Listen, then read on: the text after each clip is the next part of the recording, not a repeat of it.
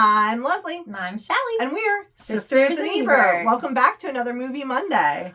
We're going classic. Really classic. Pollyanna. 1960. Story of Pollyanna. I'm wearing my Prism shirt. Oh. Nice. Oh my goodness. So an appropriate t-shirt. It is. We watched this with our mother. As children. As little children. On Disney Channel. Yes. Because Disney had the rights to their oldest movies to play on the Disney Channel in the old days. So you wouldn't see what was up and coming. You would see like the old stuff. Yes.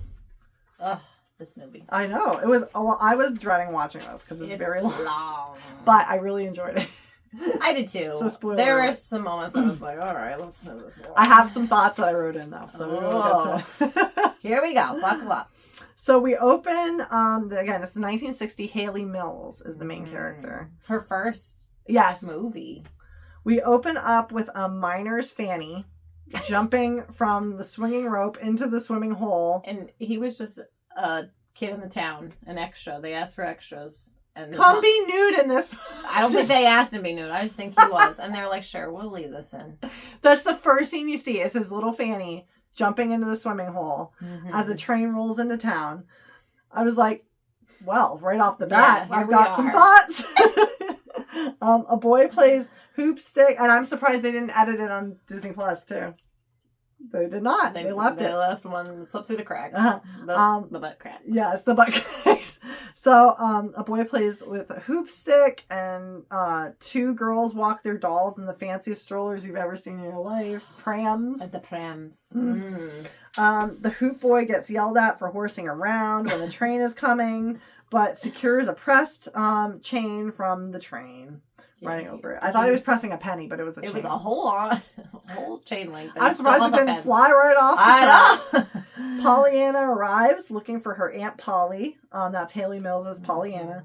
But is instead greeted by Nancy. Pollyanna is an orphan being taken in by Polly Harrington, who is kind of like the owner of this town. Yes. Her family founded it. Yeah. Yes. And her sister was Pollyanna's mother.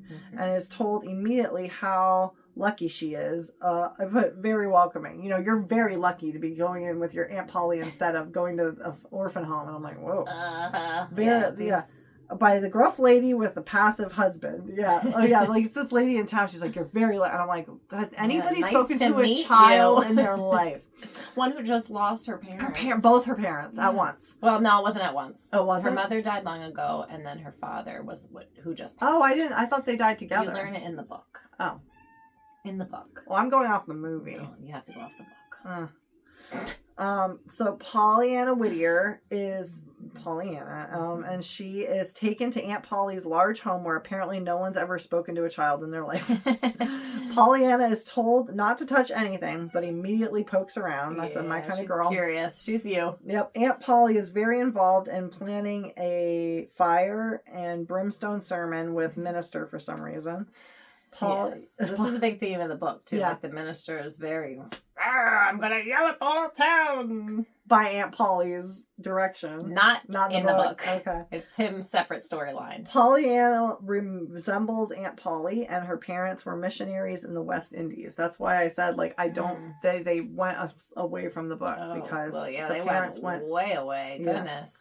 Pollyanna told not to be late for meals, and Aunt Polly couldn't care less about Pollyanna's father teaching her to be glad, which she says a million times. She said, glad. That's the word. She's glad for this. She's glad for that. Nancy says there are 11 things that Pollyanna could say aside from Aunt Polly being rich.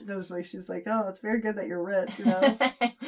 Now, I know where Matt gets her counting skills from my daughter, because there are 11 things that you could say. She's reprimanded for bringing up Aunt Polly's wealth. Nancy and the cook gossip about Doc Chilton being back and is very annoyed at having to help Pollyanna and passes her off to cranky upstairs maid, who leads Pollyanna to the tiny attic bedroom when there are numerous nicer rooms not in use on the second floor. And Pollyanna learns what being wealthy is, but still glad for her own room. See, this bothered me, but a lot deviates from the book, and it was bothering me because Nancy is like the main maid or whatever you would call her, the house. Like her assistant. Yes. Yeah. but she is like gruff, Mm-hmm. but she was like, I need to be extra nice to this girl because her aunt is horrible. Like, Oh. she hates Aunt Polly. And Okay. she's like, this is Yeah. not fair that this girl's up in this attic room. This is, like, she was her Well, champion, the maid, sort of. the maid who does take her says, you know, like, oh, like, I can't believe this is the room she gave you, you know, like. Yeah. Nancy is, because that's not Nancy, this is the upstairs maid. Correct. Who took her. Yeah, this is a different lady. So Nancy is with a man to Aunt Polly's disdain. She wants everybody to be a spinster like her. Which also does not happen in the book. No. There's no torrid love affair happening with Nancy. Dinner, Aunt Polly is irritated that Pollyanna isn't more thankful for her attic room and tells... Actually, it is in the book. Okay. Sorry, never mind. And tells Pollyanna not to talk about what her father said anymore, and also tells Nancy no gentleman callers or she's fired, because if Aunt Polly is a spinster, everyone must be, apparently. That's the part that's not in the book, where Aunt Polly is reprimanding her for having a social life outside of this house. I love how she just thinks she can, like, tell everybody what to do. Okay, so Pollyanna is told to be a good example for the town, as they founded it, and Aunt Polly personally is offended by being asked to give a goodnight kiss by Pollyanna, who is very excited to get new clothes the next day. Pollyanna, which no part about this woman ever screamed, let's give her a hug and kiss. I'm sure she'll be really receptive to that. And kids usually have pretty good feelings about that. Pollyanna is... Okay, so, this is another thing. In the book... Shelley does not enjoy Haley Mills in this role. I don't.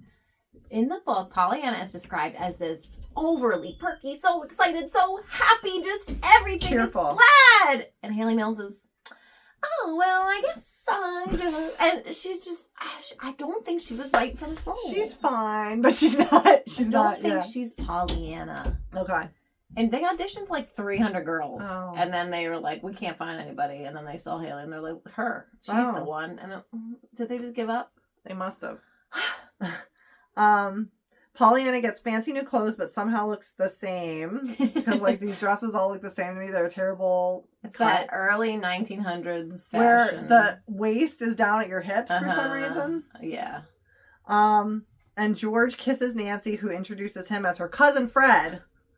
I don't kiss my cousin like that. Sophia Coppola does. Orphans are running amok, where the pipe has burst at the orphanage. Aunt Polly owns the orphanage and was warned about the pipes but did nothing, and tells everyone they'll discuss it calmly at her house later. And because these children can really, like, last with no place to live as it's flooding. But we'll go and discuss it calmly at Aunt Polly's house. Fine, we'll have some drinks. Aunt Polly sees Dr. Chilton and freezes as he examines the guy's arm that she's responsible for burning in this pipe burst. Nancy tells Pollyanna not to mention the ice cream with cousin Fred, and Pollyanna likes Fred very much. And Pollyanna discreetly calls Nancy out for lying about George's name and takes the heat for being late with Nancy. She's like, he doesn't seem like a Fred. He seems like a George. The whole town is gathered for lunch. Dr. Chilton and Aunt Polly talk without saying anything. Yeah. Hi. Yeah.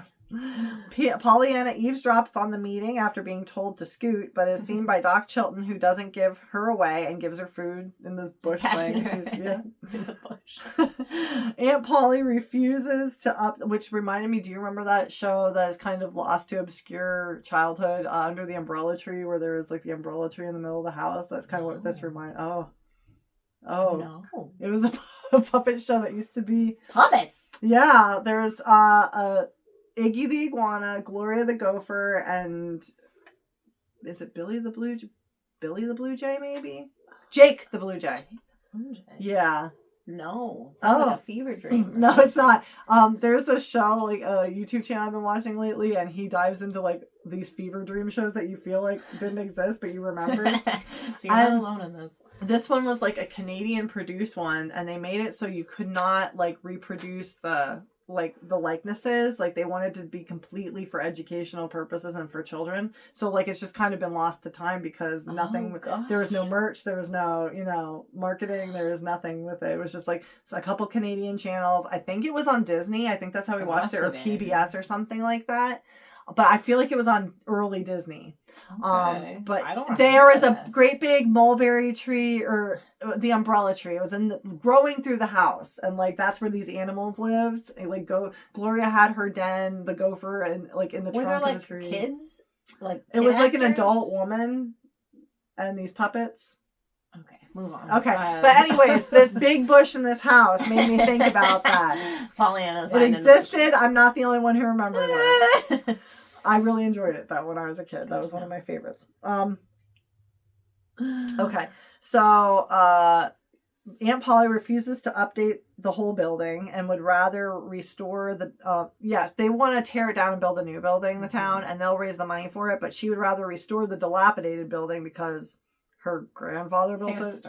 Yeah, that even Edmund Chilton felt is inadequate for 32 children, just for the sake of tradition, I guess. No one in town will speak up against Aunt Polly, though, except Mayor Carl. And why does this town have so many orphans? 32 seems like a lot for this teeny tiny town. Nobody wants someone.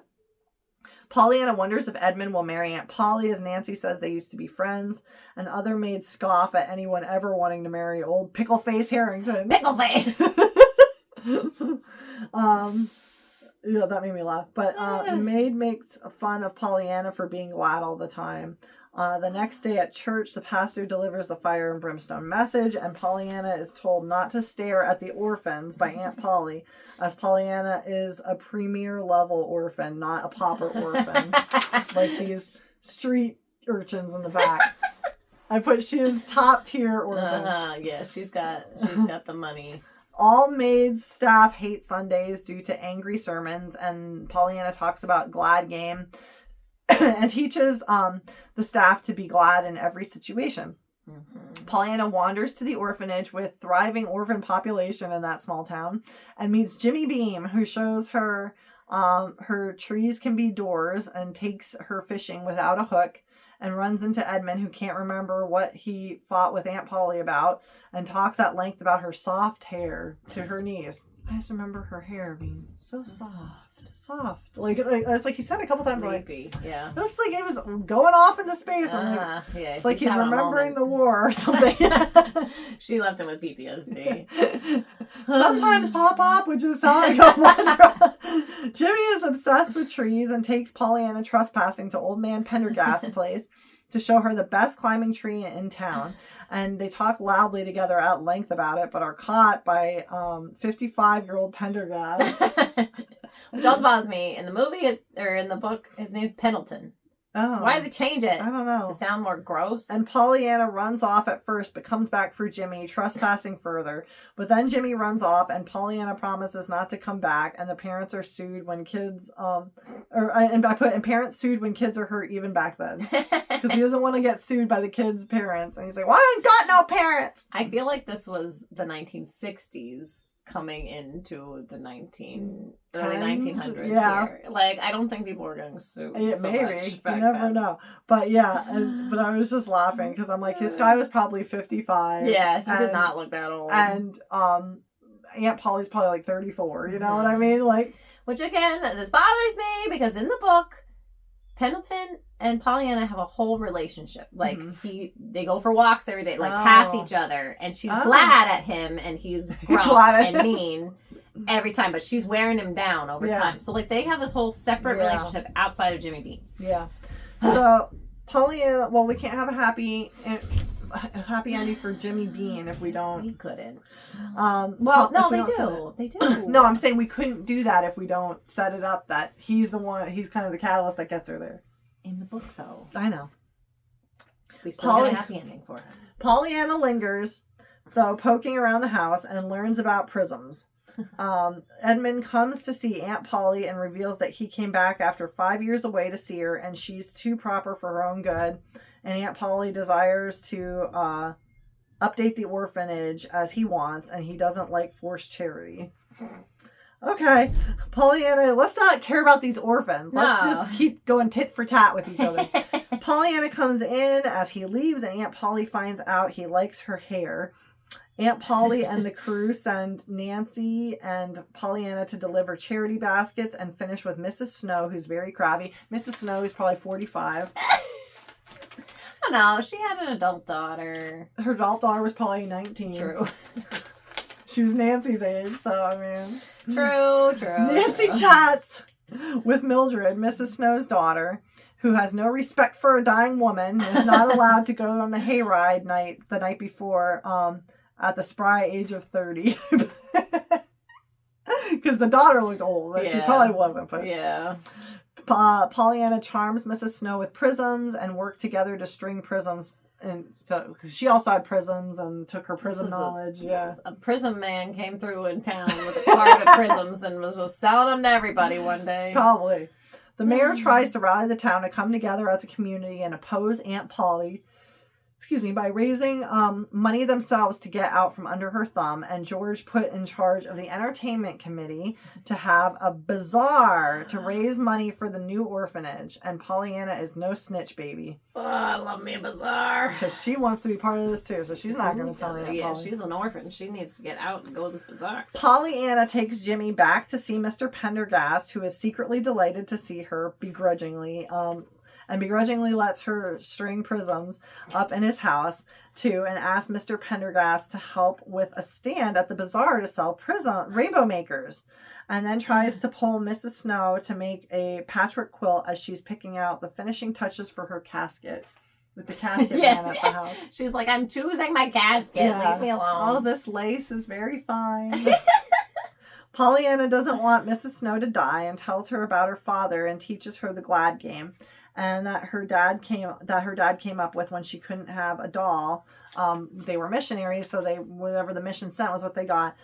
So they asked if there was any used dolls to send them, for Pollyanna, but instead they sent crutches. But the funeral director is rude, and Pollyanna says she won't come back. So she was glad with the crutches because she didn't need to use them. Yeah, that's the reason to be glad. Mm-hmm. Be glad you don't need them. Yeah. So once Pollyanna, which that's the kind of crap that would really tick me off when people said to me, I was like if I'd be really disappointed about something and somebody I love this. I think I love it now in theory, but when I was a kid and really wanted something and didn't get it, well, just be glad. Spoiled. No, I wasn't spoiled. Your mother didn't teach you well enough about Pollyanna. She should have taught it to us a few more times. She taught me. It ticked me off. Even as I still remember this as a kid. Like, it ticked me off when people would say, like, okay, I get it. We want to be happy in all things, but geez, sometimes bad stuff happens and you just gotta take it to the gut a little bit too. Okay. She wants to wallow. Let her wallow. Let her wallow a little, yeah. So, once Pollyanna leaves, Mrs. Snow starts the quilt because she left the patches behind. She's like, might as well. I'm sitting here dying. First rude lady from the beginning snitches to Aunt Polly about the bazaar, and Aunt Polly shuts Pollyanna down. The one whose husband is whipped. Pendergast takes Jimmy for a haircut, and all find out from Edmund that the paper won't run an ad for the bazaar as Aunt Polly owns the paper, and most make their living from Aunt Polly. I mean, they're not wrong. No, I get it.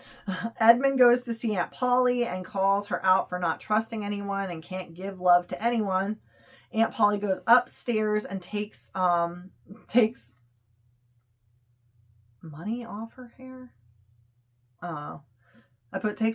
Takes her hair down, but I don't know what her soft hair. Takes her soft hair down. Oh, it looks like a dollar sign. It's the S that's correct. Because yeah. So it does look like a dollar sign. Thank you. So takes her soft hair down, crying with her hairbrush as Nancy and George find out that the bazaar is off from Edmund, as Pollyanna reminds them she doesn't own the church. So nobody owns a church. Tell that to some people in this day and age. George and Edmund pressure the pastor to announce the bazaar in church and changes the pastor's mind by suggesting Aunt Polly does her own church, despite what Pollyanna says. Pollyanna takes the message to Reverend Ford for Aunt Polly, who is rehearsing his sermon about the house divided.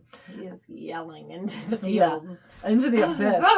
And tells him sometimes her father was sad not getting through to the congregation, and started looking for the good in people, finding glad passages in the 800 happy texts in the Bible. Reverend Ford is inspired and crumbles Aunt Polly's bossy note in his hands. The next morning, Reverend Ford preaches about gladness of heart and discovers there's 826 happy texts, which he counted in one night. One night. He stayed up all night doing it. I know, but still. He read the whole Bible in one night. He's sure of that. He is a minister. I understand. It front and back. This is a 1900s minister. I know. It's all they did. I know, but come on. It's a big book. A tiny little print, Shell. He's been studying for a long time. Yeah, the fire and brimstone, not the 826 but happy he probably texts. has most of it memorized. Okay. He skims over those usually, so he just went to the ones he doesn't normally read. Okay, and he will read them weekly, and it will take him 16 years to make their visits on Sundays with God happier, and he doesn't know 16 years to get through. He's going to make their visits on Sundays with God happier, and doesn't know that the congregation as no one owns the church, and he says that. So he doesn't know them, and he dismisses them to go enjoy the sunlight, and announces he wants to get to know them better as a congregation, and announces he's been there for 4 years, I think, at this point, and doesn't know anybody, and he feels badly about that. He announces the charity bazaar that night as everybody's starting to leave. Yeah. Which, boy, nobody even had time to gather some coin for this thing. We're just going to praise. They all knew about it. Know. That night, the bicycle parade leads to the bazaar, but Pollyanna is missing. She's supposed to be in it. The bell rings at Pollyanna's house, and the staff sneaks out with cakes for the bazaar. Those cakes. Oh my gosh. I want to eat them so bad. This whole scene saved this movie for me. I was there like, this brought it right back around. This is a great scene. Huh. So, okay. Jimmy is looking for Pollyanna, but finds out that she's not allowed to go to the bazaar. Mm-hmm. Jimmy calls to Pollyanna outside. Pollyanna! Outside her window. In her tree, and tells her to sneak out or she'll ruin the flag later, because she's supposed to be part of the flag. Mm-hmm. Pollyanna, nobody could wear that sack. Pollyanna agrees to go against her better judgment, and the bazaar is hopping with watermelon for a penny a slice. Pollyanna and Jimmy have watermelon and Pendergast. You glossed over. To go, she had to climb out her window and went down. Well, I thought I said that. He was in the tree. Didn't. No, I don't think. Okay, well, she's up very high because she's in this. She's in the attic. So the attic bedroom. Yeah. So very tall tree. She had to shimmy down. Yeah. So they're eating watermelon. Yeah, they have watermelon, and Pendergast is selling prisms. Yeah, for a penny too. Oh my gosh. Pollyanna has a cake slice that lives rent free in my dreams. Oh my gosh. It was huge, and they just give it to her on a napkin. Yeah. This is my dream. Like, one day in heaven, when I die, they're going to have this giant piece of cake. People keep trying to tell me there's no food in heaven. I don't see how that's possible. No, it's heaven. It's my heaven too. Maybe your heaven doesn't have any food. And Mrs. Snow finished the quilt. Pollyanna is hurried off to get in her flag costume, but stops for corn first. She stops for I didn't even get to enjoy the bazaar yet. Haley Mills said she ate so much during this time, like this filming. I love that for her. Snippety friend of Aunt Polly's finally is told off by her husband and goes to the bazaar, and Pollyanna again stops to play the fishing game, which is fixed by Mrs. Snow. I love this part. The fishing game. So I she so would want to play this. So she would win a duck. I know they never had games like this. This is not pick up a duck. This is no. So she would win a doll to Pollyanna's delight. So she's like, the lady's pinning prizes on this hook, and she's about to give her like this horse, and Mrs. Snow like, psst, she's like pointing to the plush. She's like, and she's like, doll, and she's like, yeah. And so she was delighted. Yes. She got her doll finally. Okay, so finally the children and Pollyanna in a flag costume sing America the Beautiful, which I confused with My Country 'Tis of Thee initially. They sound very similar. Yes, and Pollyanna has a huge solo. She does. These poor other kids, they didn't even be there. With Pollyanna having a solo. I put all this put together in a week without Amazon. We got a whole quilt sewed in a week. We got a whole. What else are they doing? I guess She's just dying. I mean, exactly. It doesn't take that. Like, it's not like she's cutting it. She's just there. So they perform as the flag in these like sack costumes without arms. Like this. Each child is a part of the flag. So yes, I see why Jim Bean said, "We need you for the flag." Yeah. Hayride drops Pollyanna at home. It's just driving people through, dropping them off. Yeah. And Aunt Polly is still up, so Pollyanna climbs the tree to get inside with the doll in her mouth. But she drops the doll when she makes it to the roof and falls out the 3rd-story window just as Aunt Polly came to investigate the noise, and has the maid call the doctor even though he's not home. He's at the bazaar. But I guess we'll ignore that. Well, maybe he got dropped off in his wagon. The wagon was going around taking people home. The bazaar's over. I mean, I guess. Yeah, that's true. Aunt Polly calls all the staff to the salon and tells them lets them know that Pollyanna's legs are paralyzed, and Aunt Polly wants her to move into her room for the staff to move her belongings to another room so Pollyanna can stay in the master bedroom and be comfortable. Jimmy comes to he's getting paralyzed to get moved to the main floor of the house. This happened earlier in the book, before the paralyzing. Okay. And she did get paralyzed by falling out a window. She got hit by a car. Jeez, I don't know what's worse. I don't know what's worse. And there was no bazaar. Oh, I know. What's the point of it all? Toss it out the window. It was a great book. Was it? There's no bazaar. The book was great. Then as I'm watching the movie, I was like, I don't like this movie very much. And then the bazaar came. I was like, okay, it's a good movie. The book didn't need it. Yeah. The movie did. Okay. Jimmy comes to have Pollyanna play and is told of her accident as Aunt Polly finds the doll outside and is mad at God. Reverend Ford tells Aunt Polly to thank God Pollyanna was sent to them as she changed the town for the good. Edmund is told Pollyanna about her injury and that she'll go to Baltimore for an operation at his hospital to fix her legs. But Pollyanna is down in the dumps as this was apparently enough to break her spirit and won't play the glide game anymore.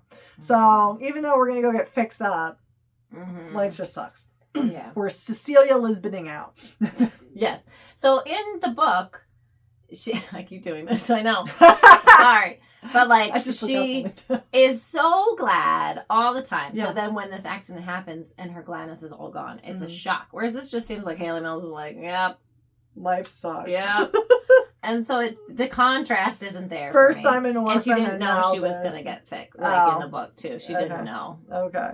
I guess she didn't. I would imagine they told her in the movie, didn't they? They did. He said, I'm going to take you to Baltimore. Yeah. You're going to have an operation. Your Aunt Polly's going to come. She's like, whatever. Just leave me here to be Mrs. Snow now. Because they show that scene, yeah. Where my eyes started to glaze over. I was like, we're 2.5 hours in. Let's go. Aunt Polly asked for a chance to love Pollyanna, and Edmund...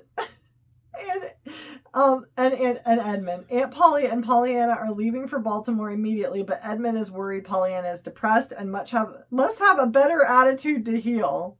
This will be an ineffective surgery if her attitude Well, I was going to say, can you imagine the surgeries, what they look like in the 1900s? The early Would you like some ether, darling? Probably just wait till she fell asleep. And they're like, okay, now's the time. Oh, God. So, yes, she's probably not going to heal. No. That's probably a part of it.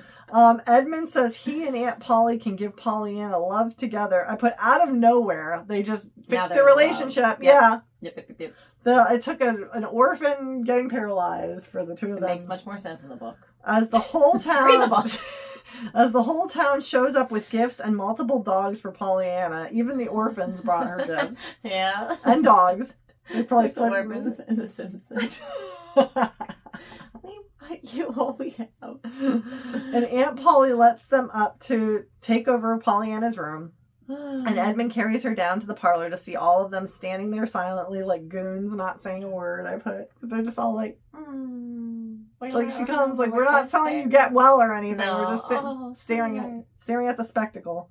Pollyanna is happy and cheered up and finds out Nancy is engaged and Jimmy is adopted by Mr. Pendergast. Reverend Ford says they looked for the good in them and found it, and Pollyanna hugs Aunt Polly. Both spruce up and go on a train with the doll, and Harrington is now known as the Glad Town. The end. Did she survive the surgery? We'll never know. She's on her way to Baltimore. She better keep that attitude up. That's all we know. You stay glad. In the book, does she survive it? I think so, yeah. Well, she knew everything else about the book. She doesn't know how it ends. I forget.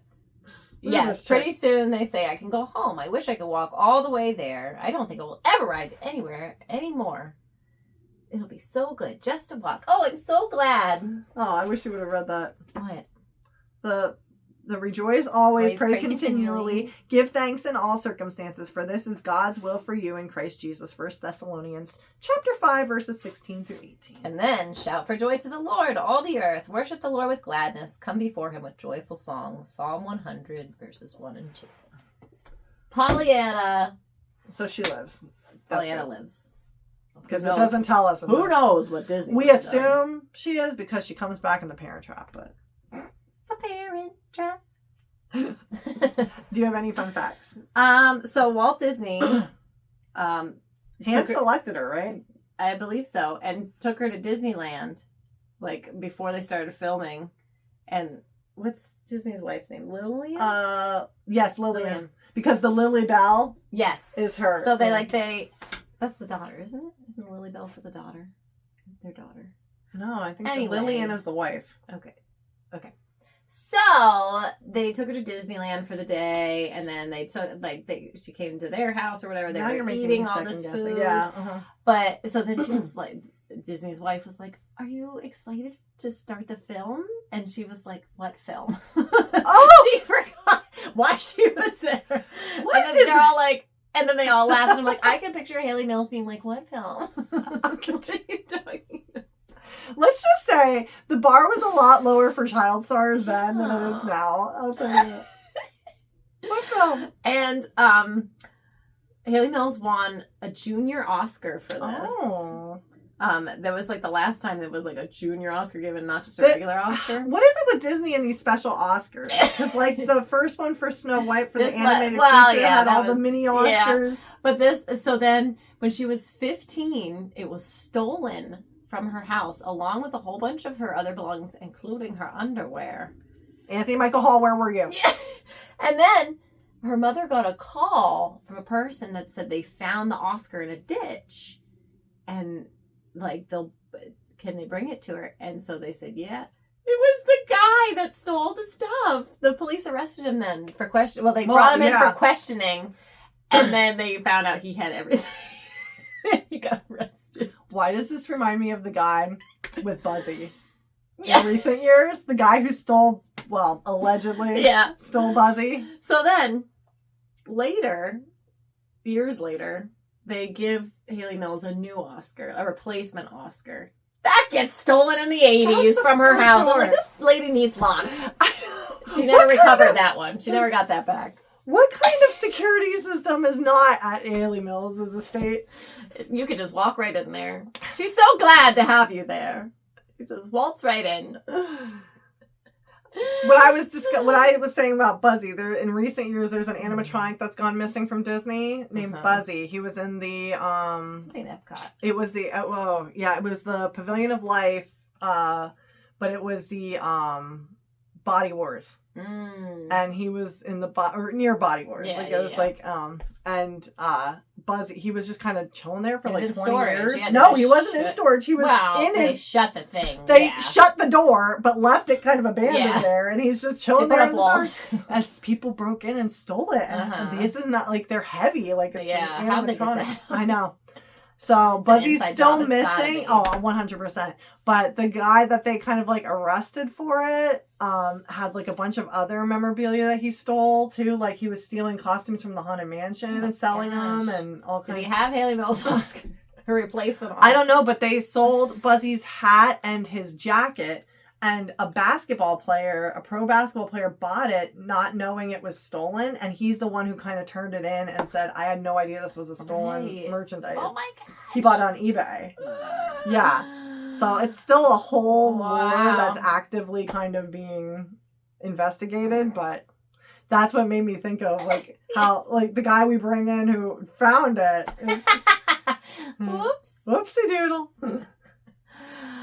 We used to love this as kids. Yeah. I don't love it as much as the an adult. last. I enjoyed it. I was dreading it. I thought it was gonna suck so bad, but I kind of entertained myself because I'm like, these people treat her like crap. Like nobody's nice to her. Like there's so many questionable choices between Polly and Doc Chilton, and I'm like, okay, whatever. For me, so I was kind of getting a kick out of that. I read it with my daughter for school, and then I was like, we finished the book, let's watch the movie. And I was like, this is not what I read! And I was angry about it then. And so then I spent the whole 2.5 hours explaining everything that's happening to the 5-year-old because she heard us reading the book and was like, well, that not happened. Like, and she was policing it. They like the bazaar, though. Yeah. That Who doesn't? brings every kid back in.